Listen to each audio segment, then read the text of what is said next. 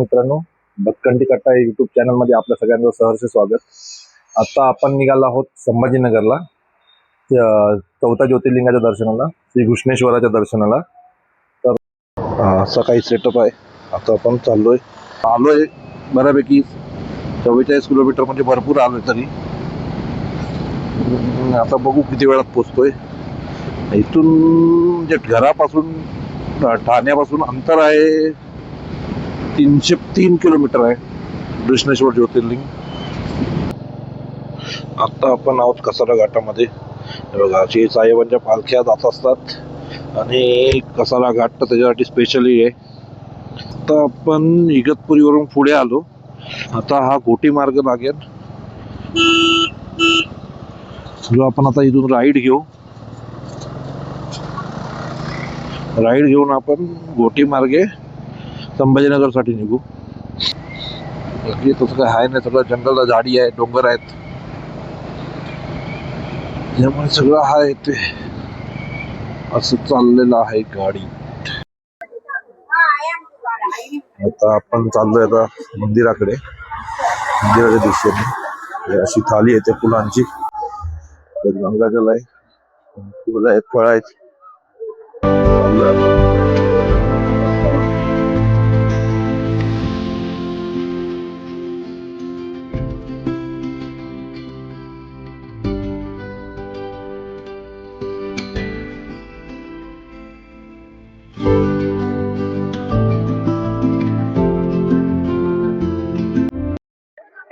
आता आपण आलो एलोरा केव्हसला, आणि आता आपण इथून बघू एलोरा केव्हस सगळ्या.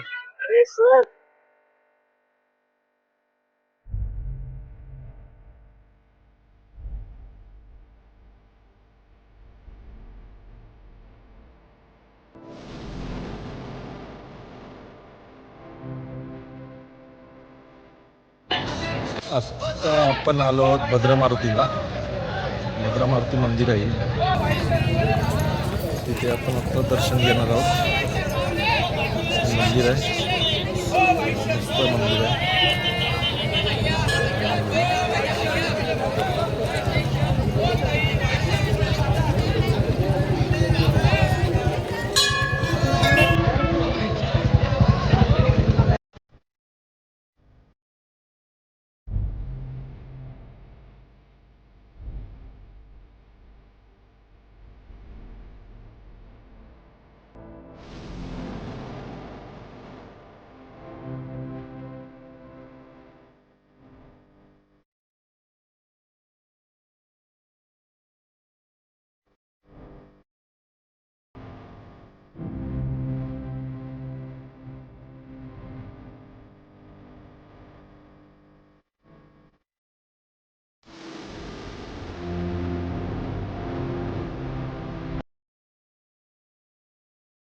मित्रांनो, भटकंती कट्टा युट्यूब चॅनल मध्ये आपल्या सगळ्यांचं सहर्ष स्वागत. आता आपण निघालो आहोत संभाजीनगरला, चौथा ज्योतिर्लिंगाच्या दर्शनाला, श्री घृष्णेश्वराच्या दर्शनाला. तर आता आपण निघू. इथून जवळजवळ 7 ते 8 तास लागतील आपल्याला. रात्री 10 वाजेपर्यंत पोहोचण्याचा विचार आहे. तरी बघू आता किती वेळ लागतोय ते. तर भेटू आपण आता गाडीवर. असा काही सेटअप आहे. आता आपण चाललोय घृष्णेश्वरला. गाडी तर तयार आहे.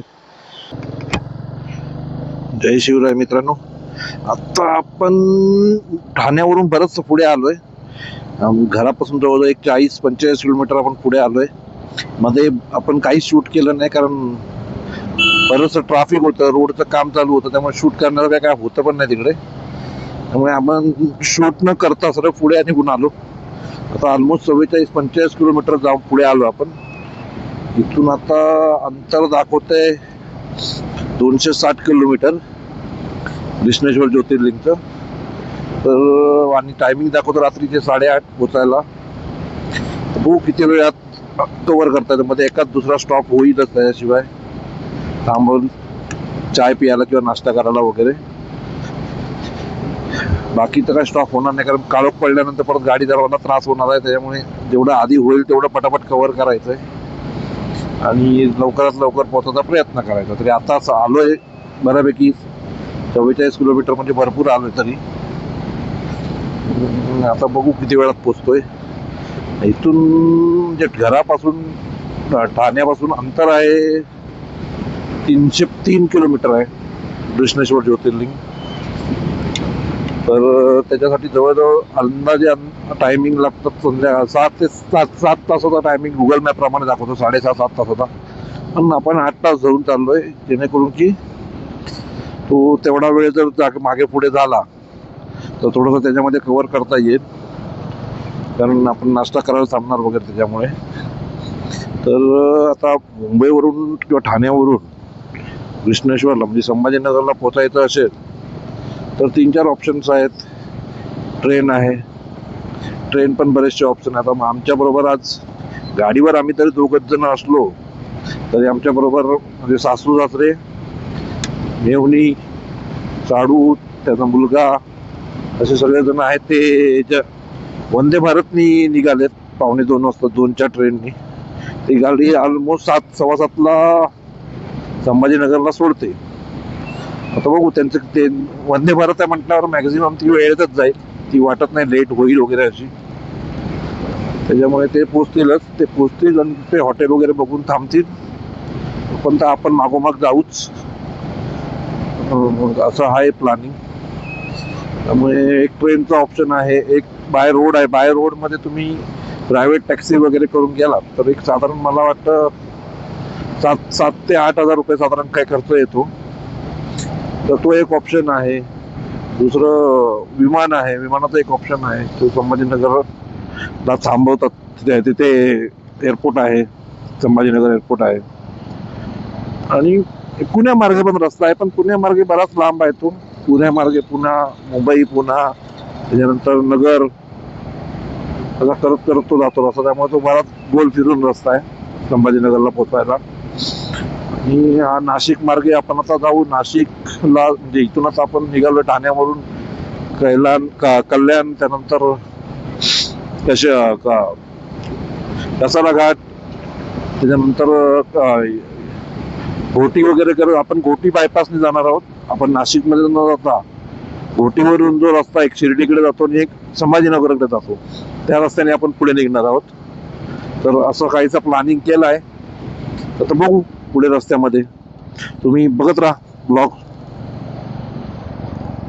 आता आपण आलो आहोत कसारा घाटामध्ये आणि असे येडझवे उलटे येत असतात गाड्या घेऊन. तर आता आपण इथून जाऊ कसारा घाटामध्ये. मागच्या वेळेला तर भरपूर चांगल्या आठवणी शेअर केल्या होत्या. तर कसारा घाट मस्त येते, गाडी चालवायला मजा येते. मला वाटतं दुपारचा कंटाळा येत, पण दुपारचा पण रोड इथे चांगला असतो. एवढं काय ट्रॅफिक नाही आहे, काही नाही आहे आणि शांत आहे. म्हणजे एवढं गरम वगैरे होत नाही आहे. थोडंसं थंड वातावरण उलट व्हायला सुरुवात झाली आता, कारण काळोख होत चालला तसा. थोड्या वेळाने 2-1 तासात मला वाटतं काळोख पण पडेल. त्याच्यामुळे लवकरात लवकर बघू आता अंतर किती कापता येतं ते. बघा, इथून आग्रा 1075, इंदोर 1471 आणि नाशिक 54 हे असं दाखवतं इथे कसारा घाटामध्ये. तर कसारा घाटाच्या मधोमध आहोत आपण, जातो. इथून बाजूला रेल्वेचा बोगदा आहे, मला दिसत असेल तर कॅमेऱ्यामध्ये. इथून मजा येते जेव्हा बाजूने ट्रेन आणि आपण रोडवर चालत असतो तेव्हा त्या ट्रेन बरोबरचे व्हिडिओज काढायला, फोटोज काढायला. तर आता काही ट्रेन आहे नाही तर आपण दाखवली असती व्हिडिओमध्ये. तर बघू, जाऊ आपण पुढे. बघा बोगदा आहे इथे. आपल्याला काय नाशिकला जायचं नाही, नाशिकच्या आधी आपल्याला घोटीवरून राईट मारायचं आहे. तिथून एक रस्ता जाईल शिर्डीला पुढे गेल्यानंतर, आणि एक रस्ता जाईल आपल्याला संभाजीनगरला. तर आपण शिर्डीला न जाता संभाजीनगरला जाऊ डायरेक्टली, कारण आपल्याकडे तेवढा वेळ नाही. आपल्याला पोचायचं आहे रात्री 8-9 वाजेपर्यंत तरी संभाजीनगरला, जेणेकरून की उद्या सकाळी आपण दर्शन घेऊ शकतो. त्यामुळे आपण आता निघालोय तेवढ्या लवकरात लवकर. बघू, येताना जर लवकर आलो तर मे बी शिर्डीला जाऊ, पण नक्की नाही आहे अजून, तसा काय प्लॅन सुद्धा नाही. बाय चान्स जर लवकर आलोच तर बघू, किंवा उद्या लवकर झालं सगळं कार्यक्रम तर त्याप्रमाणे बघू. पण सध्या तरी तसा काय प्लॅन नाही. बाकी कसारा घाटमध्ये गाडी चालवायला भरपूर मजा येते. माझी ही 3री-4थी वेळ आहे. तुम्हालाच मला वाटतं हे 3ऱ्यांदा दाखवतोय. एकदा केदारनाथला गेलो तेव्हा, त्यानंतर एकदा त्र्यंबकेश्वरला गेलो तेव्हा, आणि आता एकदा आपण त्र्यंबकेश्वरला 2दा गेलो. पण पहिला ब्लॉग आपण शूट नाही केला कारण आपण गेलो तिथे आणि निवृत्तीनाथांची जयंती होती, त्याच्यामुळे आपण फक्त गेलो आणि आपण खालूनच परत आलो. त्यामुळे आपण त्या दिवशी काय ब्लॉगही नाही शूट केलेलं, पण ते शूट कुठेही वापरलं नाही आणि ब्लॉगही टाकला नाही. तर पुढच्या वेळेपासून ब्लॉग चालू केले. आता हे आपलं आहे 4थं ज्योतिर्लिंग. असं तर 12 ज्योतिर्लिंगामध्ये 12वं ज्योतिर्लिंग आहे, पण आता आपलं आहे 4थं ज्योतिर्लिंग. 3 ज्योतिर्लिंग याच्या आधी आपले कंप्लीट झालेत. त्र्यंबकेश्वर, केदारनाथ आणि भीमाशंकर. म्हणजे पहिला आपण भीमाशंकर केलं, त्यानंतर केदारनाथला गेलो. कारण केदारनाथचं असं होतं की केदारनाथचं मंदिर 6 महिने उघडं 6 महिने बंद असतं, त्यामुळे त्याप्रमाणे तो प्लॅन करावा लागतो. आपलं तेव्हा बरंचसं अर्धवट राहिलं. आमच्या मॅडमच्या तब्येतीमुळे तेव्हा अर्धवट कार्यक्रम सोडून यावा लागला, नाही तर तेव्हाच आपलं 4 धाम पण कंप्लीट झाले असते. आता बघू, आपण जेव्हा ह्याला जाऊ काशी विश्वनाथला, तेव्हा विचार आहे परत तिकडनं केदारनाथच्या रस्त्याला जायचं. जमलं असतं केदारनाथला, नाही तर ॲटलिस्ट जे 3 धाम राहिलेत आपले ते तरी पूर्ण करायचे असा विचार आहे. अयोध्या आहे तेव्हा आजूबाजूला त्याच्या अयोध्या पण आहे जिथे आपण जाऊ शकतो, ते एक पूर्ण करायचं. अशा बऱ्याचशा गोष्टी आहेत प्लॅनिंगमध्ये, पण त्याला पण मोठी सुट्टी लागणार आहे. त्यामुळे सध्या तर काय आता लगेचचा प्लॅन नाही तो. आता तर सध्या हे झाल्यानंतर पुढच्या महिन्यात बघू काय प्लॅन होतो. तो झाला तर ठीक, नाहीतर आपला दुसरा एक प्लॅन आहे फॅमिली बरोबर. तो प्लॅनमध्ये आपण काय गाडी वापरणार, गाडीने नाही जाणार आहोत. एक वेळ गेलो तर कारने जाऊ, नाहीतर ट्रेननी वगैरे जाणार आहोत. त्याचं अपडेट देईनच मी पुढे. त्याचं पण आपण शूट करू, त्याचा पण ब्लॉग बनवू नक्कीच, कारण तो मजेदार ब्लॉग असणार आहे. त्यात आपले बरेचसे मित्र, जो माझा ग्रुप आहे ज्याचं नाव लिहिलं आहे मी भटकंती कट्टा. पहिला भटकंती कट्टा हा माझ्या ग्रुपचं नाव होतं, ठीक आहे, मीच दिलं होतं तेव्हा भटकंती कट्टा म्हणून. तर तेच मी माझ्या चॅनलला वापरलं. तर पहिला एकाच मला वाटतं एकाच माझ्या ब्लॉग ह्याच्यावरती बघाल साईडवर, तर मला वाटतं एकाच दुसऱ्या व्हिडिओमध्ये सुरुवातीच्या ते असतील सगळा ग्रुप तो माझा. पण तेव्हाचे ब्लॉग्स काय असे नीट शूट नव्हते केले, उभे आडवे कसेही झाले होते. तर ह्या वेळेला आपण प्रॉपर शूट करू. आता आपण बऱ्याचशा गोष्टी माहितीही झाल्यात, शूट करताना काय वापरायचं, एडिटिंग काय, थंबनेल काय, बरंच खरंच म्हणजे जे एवढी वर्ष करतात त्यांचं खरंच स्ट्रगल आहे ते. आणि थंबनेल बनवणं, त्याच्यानंतर ब्लॉग एडिट करणं, त्याला सॉंग्स असे टाकणं की कॉपीराईट नाही लागलं पाहिजे, त्यानंतर ते बोलणं, स्क्रिप्ट भरपूर म्हणजे लोक अक्षरशः काही लोक तर स्क्रिप्ट लिहून त्याच्याप्रमाणे ते डिस्कस करून बोलतात. बऱ्याच वेळा व्हॉइस ओव्हर द्यावा लागतो, कारण की आपण गाडीवर असतो, रेकॉर्ड करत असतो आणि आपल्याला पण माहिती नसतं की आपण रेकॉर्ड करतो तर रेकॉर्ड होतंय साऊंड की नाही होत आहे. हे जेव्हा आपण त्या ठिकाणाहून पुढे जातो आणि आपण थांबतो किंवा रात्री जेव्हा आपण चेक करतो तेव्हा समजतं की आपला ब्लॉग रेकॉर्डच नाही झाला. म्हणजे रेकॉर्ड झाला पण साऊंड रेकॉर्डच नाही झाला आहे, एअर डिस्टर्बन्समुळे सगळं प्रॉब्लेमॅटिक झालं. आज आपण कॅमेरा आहे पण कॅमेराचा साऊंडचा थोडासा इश्यू येतोय, त्याच्यामुळे आपण आज मोबाईलवर शूट करायला ठरवलं होतं. मोबाईलचा साऊंड पण चांगला येतोय आणि आपल्याला पाहिजे तसं रेकॉर्डिंग करता येतंय. तर बघू. तर बघा, आपण आलो कसारा घाटातून बाहेर पण आलो, बोलता बोलता कळलं पण नाही आपल्याला. चला आता आपण भेटू थोड्या वेळाने परत. आता आपण इगतपुरीवरून पुढे आलो. आता हा घोटी मार्ग लागेल, जो आपण आता इथून राईड घेऊन आपण घोटी मार्गे संभाजीनगरसाठी निघू. तो हाच रस्ता आहे आणि हा राईट आहे तो, आणि इथूनच बऱ्याच ठिकाणी शिर्डीलाही रस्ता जातो, बऱ्याच ठिकाणी रस्ते जातात तिथून ह्या राईट मारल्यानंतर. आता पुढे आपल्याला पण माहिती नाही, कारण आपल्यासाठी पण हा नवीन रस्ता असणार आहे, म्हणून इथे पहिलंच पेट्रोल वगैरे टाकून घेतलं. कारण ह्या रस्त्याने काय आपण अजून आलो नव्हतो, पहिल्यांदाच ह्या रस्त्याला निघालोय. एकदा मी कधी मला वाटतं 4 व्हीलर घेऊन एक कॉन्फरन्स होती त्यासाठी आलो होतो, तेव्हा पण ते शोधत शोधत आलो होतो. त्यामुळे एक्झॅक्ट या रोडची माहिती नाही, कुठून जातो, कसा जातो, रस्ता कसा आहे तर पुढे समजेल आपल्याला. पण ब्लॉग्स तर बघितलेत बरेच, त्याच्यामध्ये रस्ता तर हाच नीट दाखवतो आणि हाच रस्ता आहे मुळात जायला शॉर्टकट. त्यामुळे ह्यात नीट जावं. नाशिकवरून गेलं तर 31 किलोमीटर परत वाढतं, त्यामुळे हा रस्ता बेस्ट आहे. तर बघू, काळोख पडायच्या आधी ॲटलिस्ट या सिंगल रोडवरून डबल रोडवर तरी शिफ्ट व्हायला पाहिजे, तर नंतर ट्रॉलरवाले तर अक्षरशः नकोसं करून सोडणार आहेत.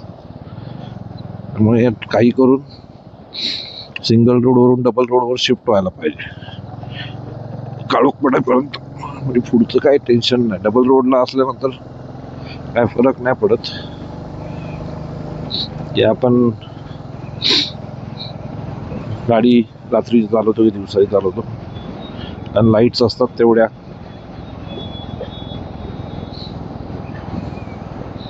ते सिंगल रोडला भरपूर त्रास होतो.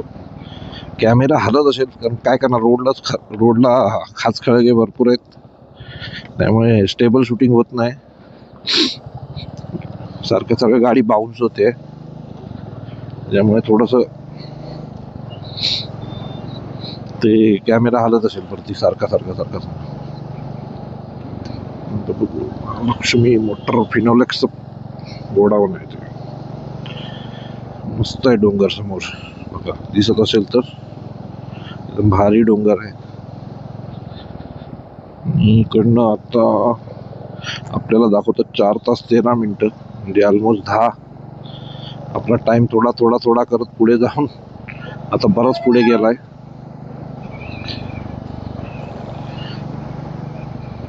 त्यामुळे वाजणारच रात्रीचे 10 पोचायला. आता बघू किती वाजता पोचला. 10 ते 10:30 होतील असं वाटतंय, कारण अजून एखादा स्टॉप तर होईल. कारण आता आहे 200 किलोमीटर, त्यामुळे 100 किलोमीटर नंतर अजून एक स्टॉप घ्यावा लागेल,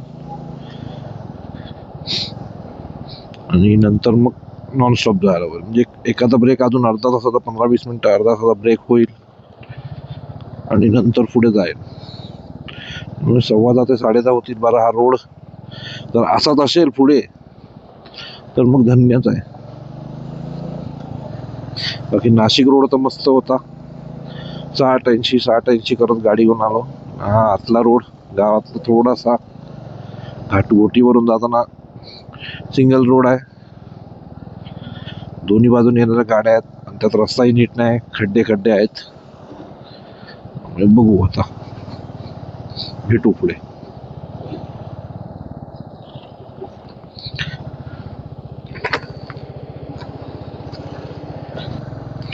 आपण आता घोटीवरून पुढे आलो, घोटीच्या रस्त्याला जाऊ. म्हणजे आता आपल्याला पुढे एक रस्ता लागेल जो शिर्डीला जाणारा असेल, आणि एक जाईल आपल्याला संभाजीनगरला घेऊन. तर आपल्याला सरळ संभाजीनगरच्या रस्त्याला जायचं आहे, तर त्याप्रमाणे पुढे जाऊ. मगाशी मी भटकंती कट्टा ग्रुपबद्दल बोलत होतो, तर ग्रुपचं आणि ह्या चॅनलचं नाव मी या ग्रुपवरूनच ठेवलं आहे, कारण माझा मित्रांचा ग्रुप आहे. 11वी पासूनचे मित्र आहेत माझे सगळे. त्या मित्रांना आपण पुढच्या ब्लॉगमध्ये भेटूच सगळ्यांना. आणि पुढचा ब्लॉग तर एकदम धमाकेदार होणार आहे. जवळजवळ मला वाटतं 1-2-3 पार्ट तरी येतील, कारण आम्ही पुढच्या महिन्यात म्हणजे जानेवारीमध्ये सगळे मित्र मस्त जाणार आहोत पिकनिकला. फॅमिली सकट आहोत, त्यामुळे सगळेच त्याच्यामध्ये इन्व्हॉल्व असतील, सगळ्यांच्या बायका, मुलं.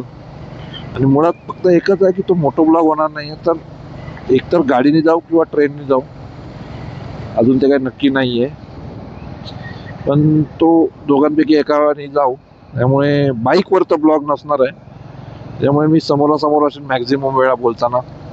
आता जसं कॅमेराच्या मागे असतो, बराच कमी वेळा कॅमेराच्या समोर यायला होतं, तर तो ब्लॉग होईल. तर तेच आता मित्रांबद्दल सांगायचं तर सगळे माझे 11वीपासूनचे कॉलेजचे मित्र आहेत. आणि मित्र तर हे माझे दुसऱ्या मित्रामुळे बनले.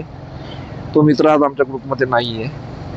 पण हो, आम्ही 5 जणांचा होता, आता तो राहिला ग्रुप 4 जणांचा. पण आम्ही आज 4 जणही चांगले बऱ्यापैकी कनेक्टेड आहोत एकमेकाबरोबर. आणि सर्व बड्डे, सगळ्यांचे ॲनिव्हर्सरी, मुलांचे बड्डे हे एन्जॉय करतो. त्याचबरोबर होळी, 31st ह्या गोष्टींनाही आम्ही एकत्र येतो, भेटतो. होळी 31st तर मॅक्झिमम आमच्याच घरी होतं. मी ब्लॉग तर टाकला नसेल त्याचा, मे बी आता येणारा 31st पण ब्लॉग येईल बहुतेक, आला तर. पण नाही आला तर तो 26 जानेवारीचा, तर जेव्हा जाणार आहोत आम्ही तेव्हा तर येईल. ते 2-3 एपिसोडमध्ये येईल आणि तो असेल बऱ्यापैकी मस्त असेल ब्लॉग. त्यामध्ये बरेच जण असतील बोलणारे, थोडासा मजेदार ब्लॉग होईल तो. तर आम्ही हे जे आज आहोत 4 जण, त्यांच्या बायका, त्यांची मुलं, हे सगळेजण एकत्र पिकनिक करतो.